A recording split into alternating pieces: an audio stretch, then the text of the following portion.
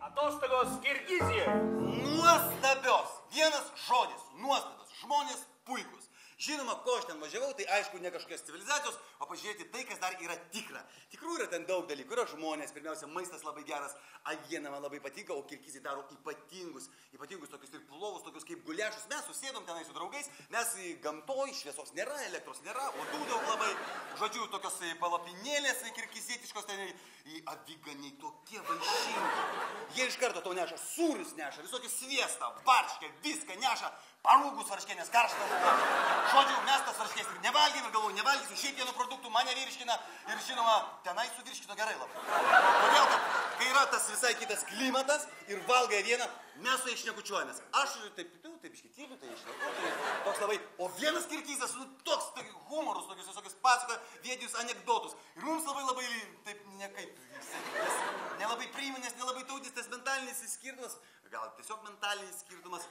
Žodžiu, jie tikrai nėra labai protingi. Ir mes kažkaip tai vėlgi paprastai pasijutom, juos galvojom čia, tikrai neišnaudosim, mes dalinom jiems, davėm pinigų, viską taip gražiai, viskas įvyko. Ir žodžiu, mes sakom jiems, dabar taip darysim, eisim prie upelio, pavadysim pažvejot. Užmetė meškerės, ten lašišos, nekimba, jos ten praktiškai netgi nėra ten tų žuvų, nes labai tai upeliai pradžiūvė, vasarą, kai sakiau, buvo ir liūtis tokia kažkaip, kaip tik prieš tai buvo, upeliai tokie patvinė, labai gerai. Ir sako, čia žinot, ko yra ypatinga, sako, galim medžioti buvo, o dabar nebegalim medžioti.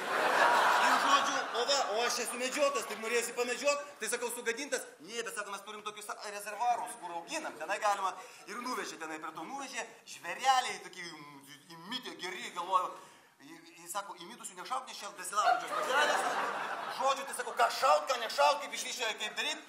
Ir jau atneša kepsinimą. Va. Sako, čia nereikia, tau žudyti nereikia, mes tau padarysim. Kvepia, skanus, pavalgėm, nedaug labai, nes daug žmonių labai.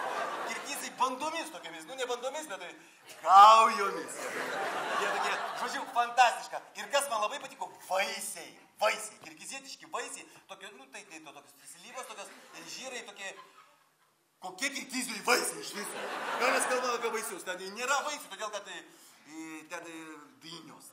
Dynė ne vaisius, čia yra daržovė. Ir labai saldžios kokios, labai saldžios.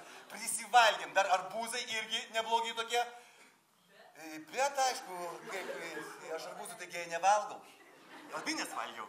Žodžiu, jeigu norėsite Kirgiziją, galite klausti, aš pasiėmiau ten keletą, užrašė man ant lapelio, Kirgizas Zabairas, man atrodo, Zabairas Kirgizas labai geras.